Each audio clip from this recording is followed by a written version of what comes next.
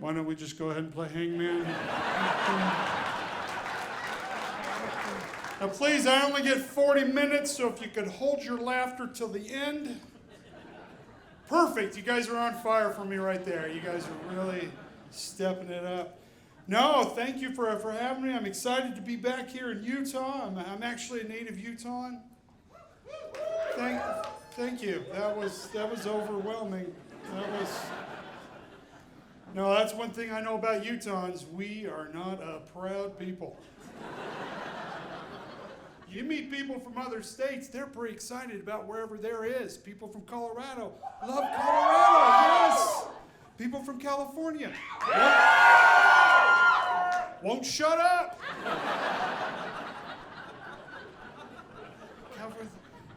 California's the best state in the world. Like everything you do here is just stupid. You should do like we do in California because like we have the best roads because we like have like 18 lanes. And we get like every car in the entire state on them, and we do it 3 times a day. And we have California emission standards, so you can suck on your exhaust. It's good for you. We have the best hamburgers in the entire world. We got In-N-Out burgers. And I know you have In-N-Out burgers, but for some reason you guys screw it up.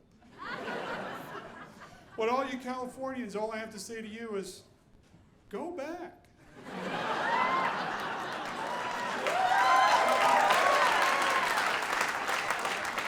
The census isn't for a couple more years. We don't need you.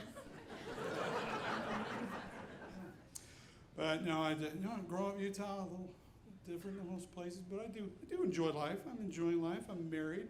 Thank you, ladies. This is amazing. We just had we're just celebrating 14 years of amazing marriage. Thank you.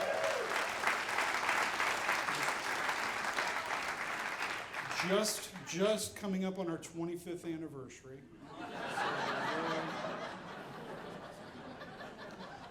They're not all winners, is all I'm saying. But no, we did have this magical moment recently where we were at dinner and we're sitting across from each other at the table, and it was just this one magical moment, this where at the same time we both looked up from our phones and we connected. We just, eye to eye. We had that moment. I think every relationship needs to have just that pure understanding of, at this point, neither of us could do any better.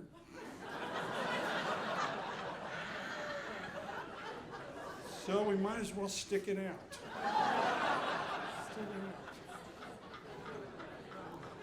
It's okay, she's not here. I checked. No, I just recently went back to college, finished my degree. Thank you. I got my degree in philosophy. Applause isn't necessary. Just appropriate response. No, seriously, I have a philosophy degree, so now I'm a stand-up comedian, an actor, and a philosopher. So I have 3 ways of not making money. Very good. But it was interesting taking philosophy. I don't know if anybody's ever taken a philosophy class, but one of my first classes, I get in there, I'm sitting in there, and the professor walks in, he goes, the very first thing you need to understand about philosophy is that there are no absolute truths in the universe. And I'm sitting there just like you guys are probably sitting there thinking, wow, the tests in this class are going to be easy.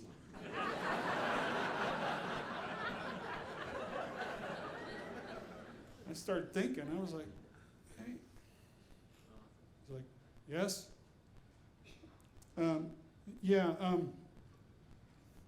Well, if there are no absolute truths in the universe, would not the statement that there are no absolute truths be an absolute truth?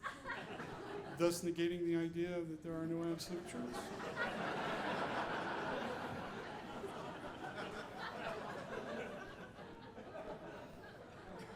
Why don't we just go ahead and play Hangman?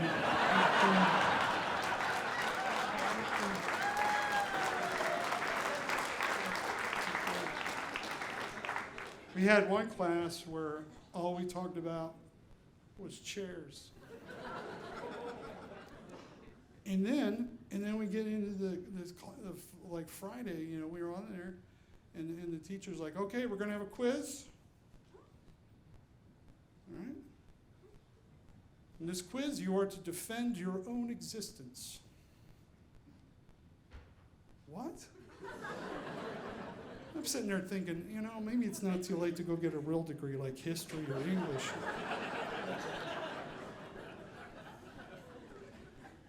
So I was like, the heck with this, I'm going. So I just got up and I started leaving. And the teacher's like, excuse me. I'm like, yeah? Where are you going? Who are you talking to?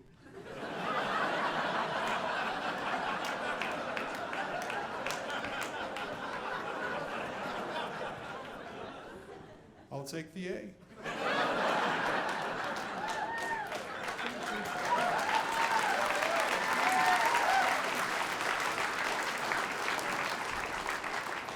I'm always a little nervous about that joke because sometimes people just stare at me like,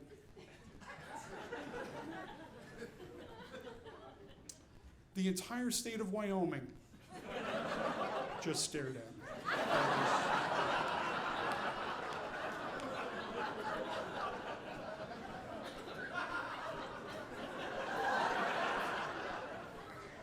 He's probably from Wyoming. Because they know.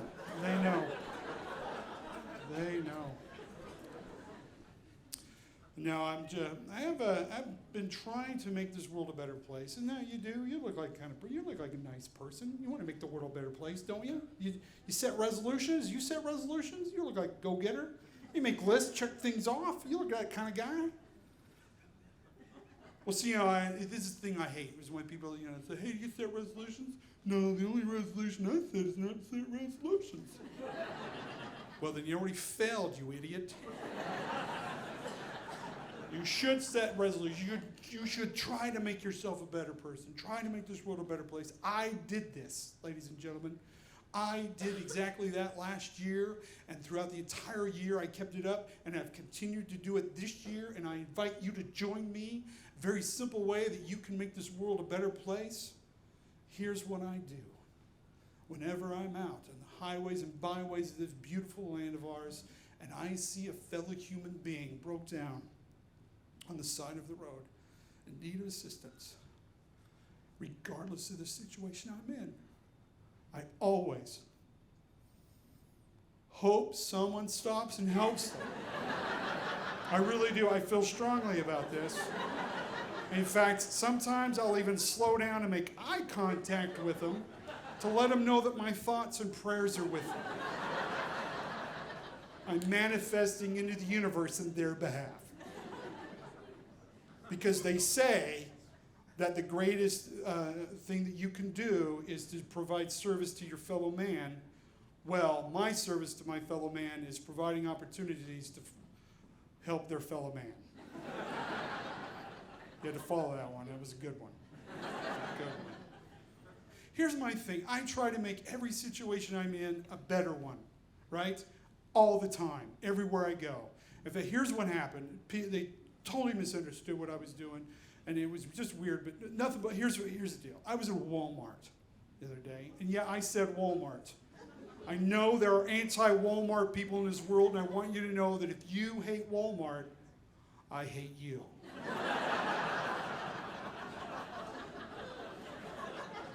Just try dealing with that one. Hanging over your head. In fact, you know what? If there's anyone here tonight who works at Walmart, I just want to say to you, thank you. Thank you for giving up on your dreams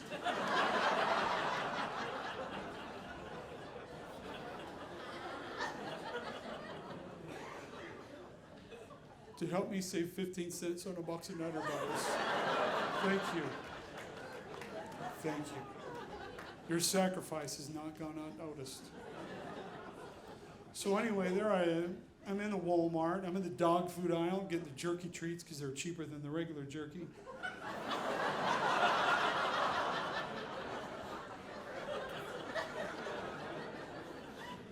Are you a bunch of specious?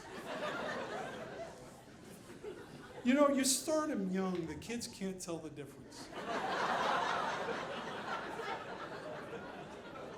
It's like, we want the chewy ones. Plus you can get them in salmon, which is normally cost prohibitive. So there we are. Someone's there with me, right? And you know, when you're at Walmart, you already feel like you're with family. You know what I'm saying?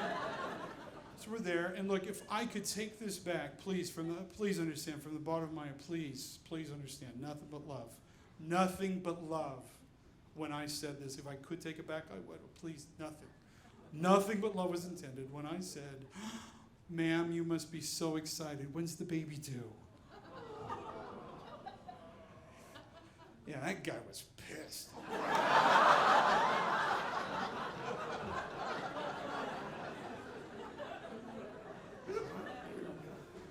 Sorry, dude.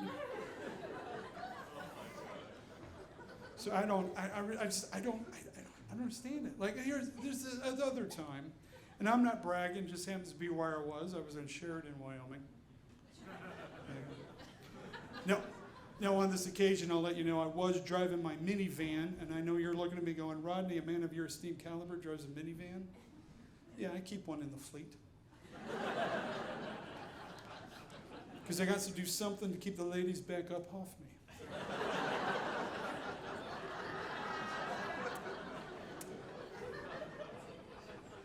No, trust me, I know what I'm dealing with. Ever since I got up here, you people have been staring at me thinking to yourself, looks like George W. Bush just let himself go.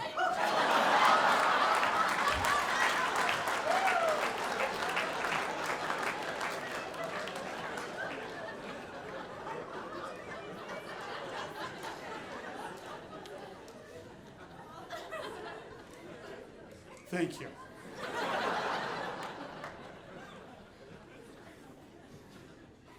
So anyway, there I am. I'm getting liquid petroleum for my ride, right? And inside they have this store that has beverages and snacks. I'm a big fan of the beverages and the snacks. So I decided to go avail myself of the services, right? So here's the deal. Here's what happened. I'm walking to the store, and this other dude comes walking out of the store at the same time. Now, I'm far enough away that he is socially acceptable to just let the doors shut and walk away. He could have chose that, and there would have been nothing disparaging towards his character at all in my mind. But he chose elsewise. He chose to wait for me to get to the door. He held the door for me. Very kind, very kind. I will share this with you, to let you know that I'm very, very secure with who I am as a man, that I can handle another man holding a door open for me. In fact, I'm so secure with who I am as a man, I can give another man a hug. A good hug. Not that weird handshake, tap on the shoulder thing we do. That's just gay.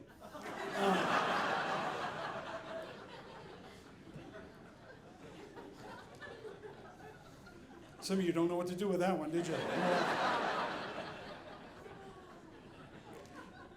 Or sometimes we do the 2 taps and you're out hug, right? 2 tap, see me, 2 taps, I go in tighter. Use the opportunity to get a better grip.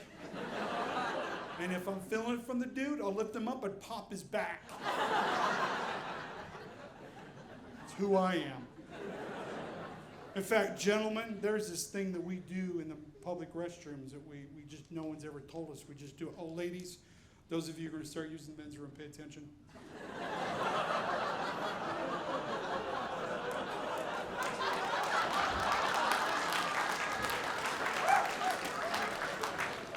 We all have options now.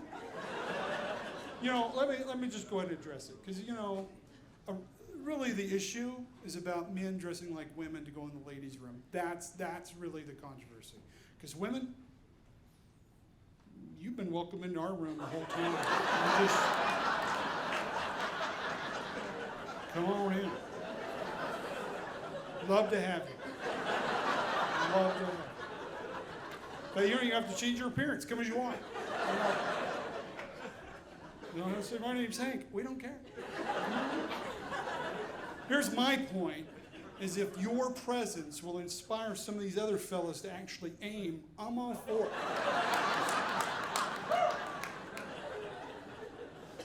Maybe let's just start putting flowers and potpourri in ours. But here's the thing, is that there's this rule. We've never been told this. We just know that there's a stream of urinals. There's a guy at this urinal over here.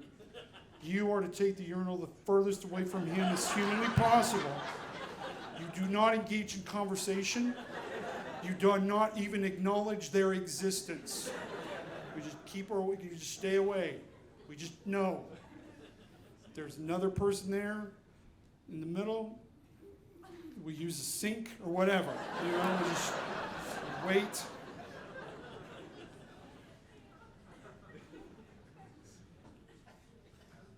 But not me.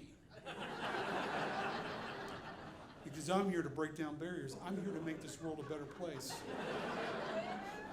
I would go to the urinal right next to him and say, dude, how's it hanging? In fact, sometimes just to prove a point, I use his urinal. Oh, but to keep it from getting weird, I go, hey, sword fight. It's about brotherly love. That's what I am. That's what I'm about. So here's what happened. The dude is standing there. He's waiting for me to get to the door, right? And I'm walking up, and I get to him, and I say, hey, thank you, man. And he says, yeah, it's cool, man. No problem. And I get through the door, and he steps away from the door, and it starts to close very slowly, right? And then he steps out from underneath the awning, right?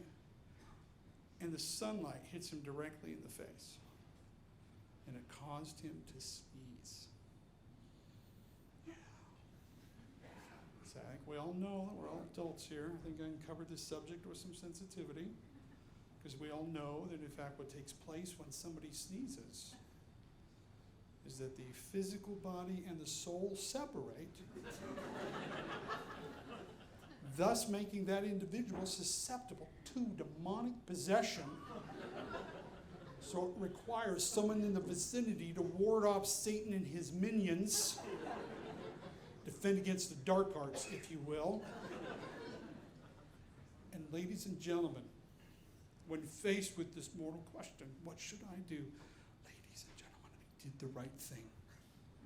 Without any concern for my own personal safety whatsoever, I stood before the gaping jaws of Satan himself, and at the moment it needed to be said, I uttered, God bless you, and I saved his soul from an eternity of damnation.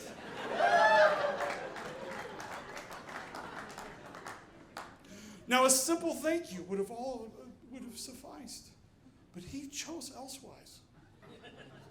He decided to actually reach back and pull the door open further to make sure I heard him, and he looks at me and goes, I don't believe in God. Oh, kind of a weird time to bring that up in front of the come and go. But, well then, sorry. Go to hell.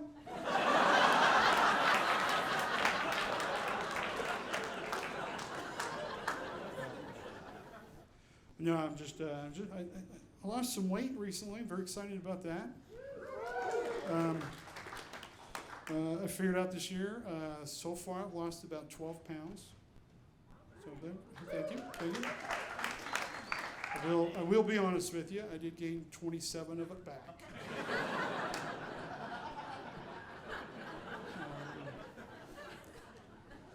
And I've tried everything. I've tried all the diets, everything. Atkins diet, tried that. If you want to lose weight, or just if you want to say you're on a diet, dudes, Atkins diet. That's it. You do it's protein, lots of protein. Like page 2, you're eating bacon. Like all the bacon you want. Like bacon. And not like, oh, put some bacon bits on your salad. No, just bacon. Because you think about it, first of all, it's kind of counterintuitive. You think you eat a lot of protein, but think about this. You ever see a fat carnivore? You ever see a fat cheetah run around? No? You ever see a fat cow, herbivore? Yeah.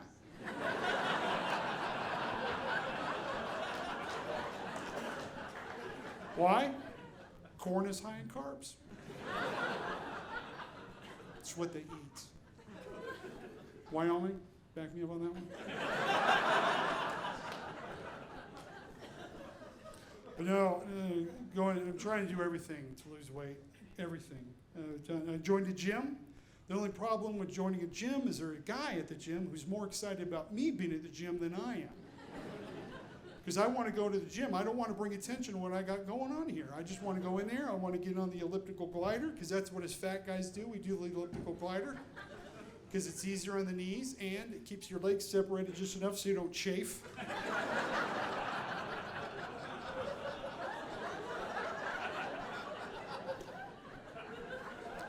But every morning I walk in there, that dude is like, all right, Mr. Norman, 2 days in a row, you are making a commitment. You have decided to do this. You are doing this. Every day is a choice. You're making the right choice every day. Way to go, Mr. Norman. Please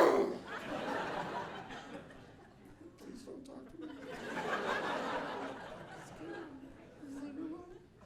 And this guy has just taken a liking to me, and he's giving me advice all the time. I'll be over there doing something, working out, and he'll just come up and go, hey, you know what you need to do right there? You need to go with a lower weight, do more reps, because you're working dark muscle. When you're working a dark muscle, it's a fast twitching muscle. When you're doing a fast twitching muscle, you want to go with a lower weight, do more reps, you're going to get a better burn on that muscle group.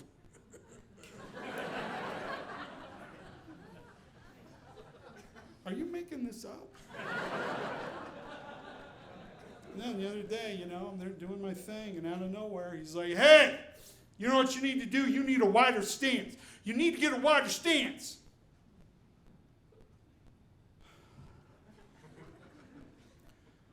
Okay, first of all, can you stop staring at me through the crack?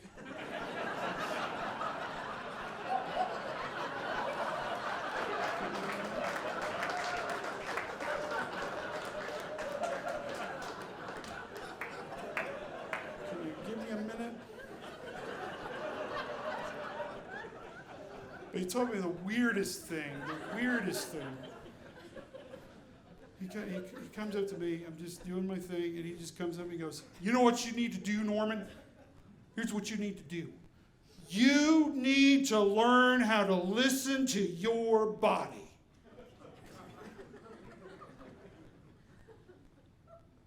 I don't know what that means. Because I've been listening to my body. And this is what happened.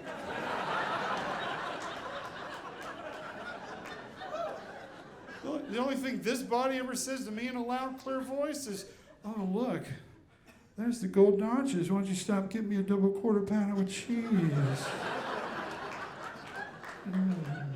Supersize those fries. Oh, they don't have supersize anymore? Okay, just get 3 large.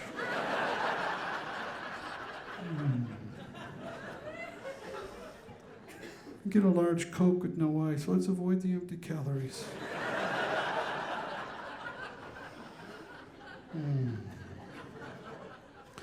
Hey, have you got your Sam's Club card on you? Because we can go there and we can get 5 gallons of chocolate chip cookie dough for $8.47.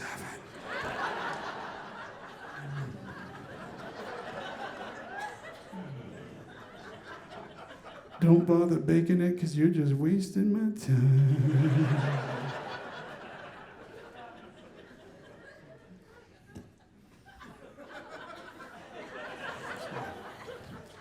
Forgot you guys were here.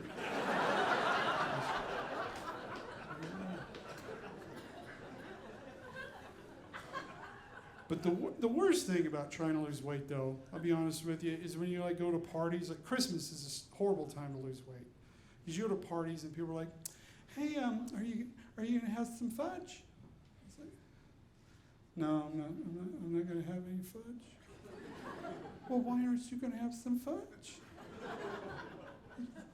Last year you had all of the fudge. I made some extra fudge just for you. But we're celebrating the birth of our Lord, and I think if he was here and it was your birthday, I think he would have some fudge.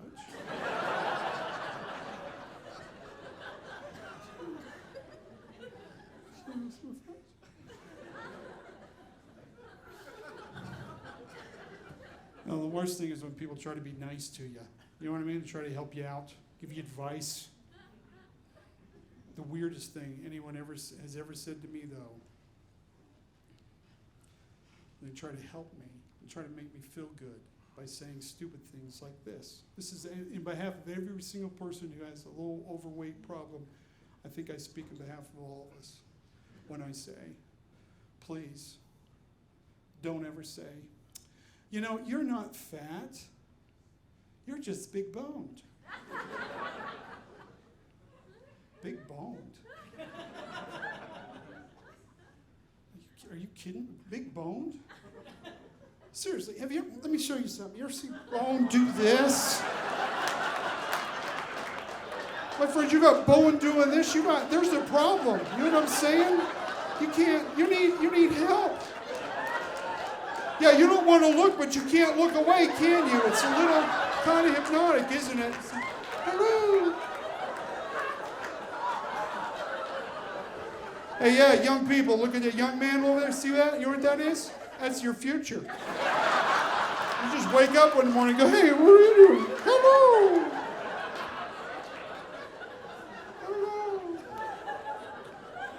And someone gets Stephen Hawking on the line. I got a black hole developing. You know, see that? See Event Horizon right there? Singularity. So quantum foam. And I know you experts are sitting there going, hey, black holes don't have hair. That was for 4 people. Not true. You know, I'll be honest with you. This weight loss thing has been a lifelong journey. I've tried. I was a fat kid. It wasn't easy being a fat kid when I was a fat kid. Now it's easy to be a fat kid. I know, because I have 3 of them.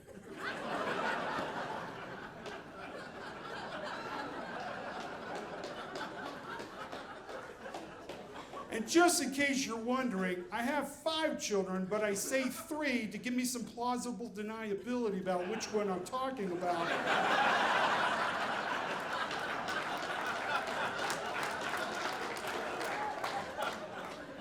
Because I'm a professional.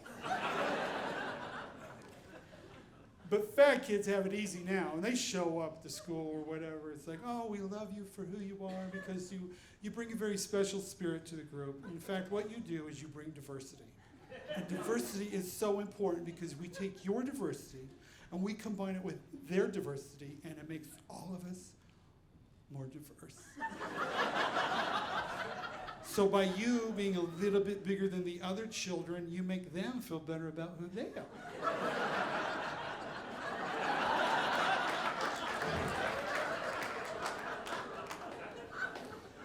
But not when I was a kid. I used to get called all kinds of names. Fat butt, wide load, tubby, chubby. Yeah, Mom could get a little personal with it.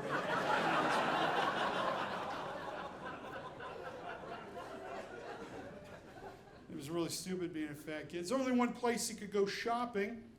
Sears. Yeah, you want to impress the ladies? Where's some husky?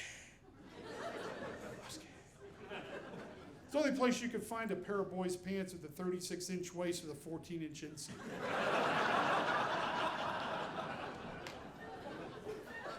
And reinforced knees. Now, the stupidest thing, though, playgrounds. Oh, I hated going to the playgrounds when I was a kid. They were so stupid. I mean, if you go to playgrounds now, they're amazing. They're well built, low to the ground, easily accessible for every single child. In fact, they're even set up according to feng shui standards. You know what I'm talking about? There's nice chi energy flowing around in there. bright, cheerful colors and everything so that every child could resonate from all 7 chakras. Antibacterial coating, so if little Timmy starts gnawing on the bars, let him go, it's good for his gums. No, not my playgrounds. My playgrounds were left over from the Works Project Administration, so it was built by a bunch of old dudes that were a little mad at the world, so when they built this stuff, they wanted it to cut ya. All the equipment was made of stainless steel, so you could not look directly at the playground equipment during daylight, or you would go blind. During the summer, you always had to get a stupid kid to go down the slide first to see if he would burn. Hey, it's only a 2nd degree. Keep your knees up. Let's go. And none of these slides are around anymore because they all got taken down because of OSHA standards and FAA flight patterns. It was like 140 degrees. It was on a 91-degree angle ladder. The steel grate stuff, so it had like if you slipped on your way up, you had American Standard imprinted on your forehead for a week. Hey, I'm learning Braille. And then as fat kids, if we could actually make the climb, when we got up there, we had the added insult of when we went down the slide, we had to go sideways because you only get half a cheek of the chin. You get down the bottom, it was a 4.5-foot drop to the ground. And it wasn't anything soft or fuzzy. No, it was asphalt.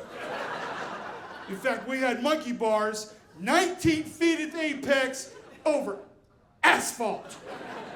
That's why when I was growing up, we didn't have A.D.H.D kids, because you had to stay focused. Anyway, you've been a lot of fun. Thank you so much.